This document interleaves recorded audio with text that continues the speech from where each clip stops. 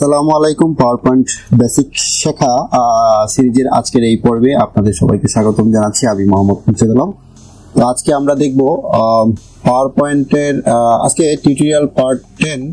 আজকে আমরা দেখব একটা স্লাইডে হাইপারলিংক এবং আপনার কি বলে এটা অ্যাকশন বাটন কিভাবে তৈরি করবেন। তো সেজন্য আমি আমার পূর্বে তৈরি করা একটা স্লাইড আমি এখানে ওপেন করলাম। তো এখন আমি হাইপারলিংক করে দেখাবো। ধরেন আমি আগে একটা ট্রানজিশন ইউজ করি, এখানে অ্যাপ্লাই টু অল। আচ্ছা, এখন ধরেন আমি এই প্রজেক্ট 1 এখানে একটা বাটন ইনসার্ট করি। ধরেন আমি এই একটা বাটন অথবা ধরেন আমি একটা অ্যাকশন বাটন দিয়ে দেখাই। এই যে এগুলো হচ্ছে আপনার অ্যাকশন বাটন, এগুলা ধরেন আমি এখানে এই যে নেক্সট এই বাটনটা ইউজ করলাম। এখন দেখেন এখানে দুই ধরনের অ্যাকশন হয়, একটা হচ্ছে মাউস ক্লিক আর একটা মাউস ওভার ক্লিক। অর্থাৎ আপনি এখানে মাউস নিয়ে যাবেন, তারপর সাথে সাথে কাজটা হবে আর কি, আপনি যা বলবেন তাই হবে। আমি চাচ্ছি মাউস ক্লিক হোক, তো হাইপারলিংক এখানে আমি হাইপারলিংক করে দেব। এটা যাবে কোথায়?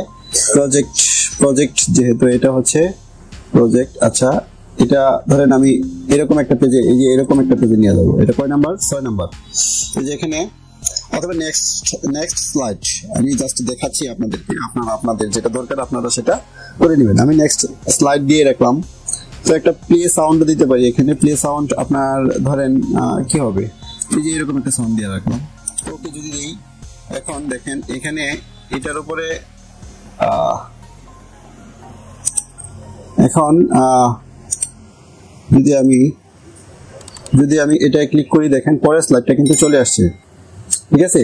তো এই যে এটার উপরে ক্লিক করলে পরের স্লাইডটা কিন্তু যখন আপনি স্লাইড শো করাবেন, তো যখন আপনি স্লাইড শো করবেন, যখন এটার মধ্যে দেখেন এখানে কিন্তু এই যে মাউস পয়েন্টার, এখানে কিন্তু হাতের কোনো চিহ্ন, হ্যান্ড চিহ্ন নাই। কি এখানে যদি আপনার নিয়ে আসেন, তাহলে দেখেন কিন্তু এটার উপরে নিয়ে আসা মাত্রই একটা চিহ্ন চলে আসছে, হ্যান্ড চিহ্ন চলে আসছে। এখন যদি আপনি ক্লিক করেন, তাহলে আপনি যেটা হাইপারলিংক করে রেখেছেন সেই স্লাইডে কিন্তু চলে যাবে। তো এইভাবে আপনি আপনার স্লাইডে হাইপারলিংক করতে পারেন এবং এই হাইপারলিংকটাকে আপনি ইচ্ছামতো আপনার ডিজাইনও করে দিতে পারেন। ধরেন আমি এখান থেকে কাস্টম, যদি এখান থেকে যে প্রিসেট যেগুলো আছে এগুলো ইউজ করতে পারি, অথবা ধরেন আমি এটাকে ডিজাইন করেও দিতে পারি আমার পছন্দ মতো। এখানে এটাকে ডিজাইন করে দিতে পারবো।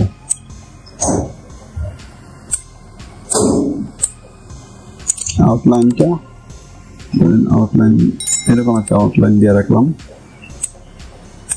তো ডিজাইন করেও দিতে পারবো। তো আবার দেখাই আমি, এখন যদি আমি এখানে নিয়ে আসি, দেখেন হাতের চিহ্ন আছে, এখানে ক্লিক করলে পরের স্লাইডে চলে যাবো। আমি আরেকটা করে দেখাই। ধরেন এটার মধ্যেই আমি এটাকে যদি এডিট করি অথবা আমি এখানে আরেকটা ইনসার্ট করে দেখাই, তখন এখানে ইনসার্ট করে দেখাই। অ্যাকশন বাটন শেপে যাবেন, শেপে যাওয়ার পর এই যে অ্যাকশন বাটন এখানে ক্লিক করবেন, ক্লিক করে ড্র্যাগ করে ধরে এটাকে টেনে দিবেন। তারপরে যে এখানে দেখেন চলে আসছে। এটা আমি ধরেন দিতে চাচ্ছি, এখানে স্লাইড নাম্বারও দিতে পারবো অথবা ইউআরএল করেও দিতে পারবো, আদার পাওয়ার পয়েন্ট প্রেজেন্টেশনও দিতে পারবো। তো এখন এটা আমি চাচ্ছি ধরেন ইউআরএল করে দিতে। আচ্ছা, ইউআরএল পরে দেখাই। আমি চাচ্ছি ধরেন স্লাইড এখানে 14টা স্লাইড আছে, তো আমি চাচ্ছি এটা এই স্লাইডে চলে যাবে, এই যে 11 নাম্বার স্লাইডে চলে যাবে। তো 11 নাম্বার স্লাইডটা সিলেক্ট করে তারপর যে ওকে দিবেন। ওকে দেওয়ার পর এটা আমি আমার জায়গা মতো প্লেস করে রাখি। তারপর এটাকে যখন আমি স্লাইড শো করাবো, তখন এখানে ক্লিক করলে দেখেন ক্লিকেবল কিন্তু হয়ে গেছে। এখানে ক্লিক করলে আপনার সেই কাঙ্ক্ষিত স্লাইডে চলে যাবে। তো এইভাবে আপনি আপনার স্লাইডে হাইপারলিংক করতে পারেন এবং আপনার বিভিন্ন ধরনের অ্যাকশন বাটন ইউজ করতে পারেন। তো বন্ধুগণ, আজকের ভিডিও এই পর্যন্ত ছিল। আগামী ভিডিও দেখার আমন্ত্রণ জানিয়ে আজকের মতো এখানেই শেষ করছি। আমি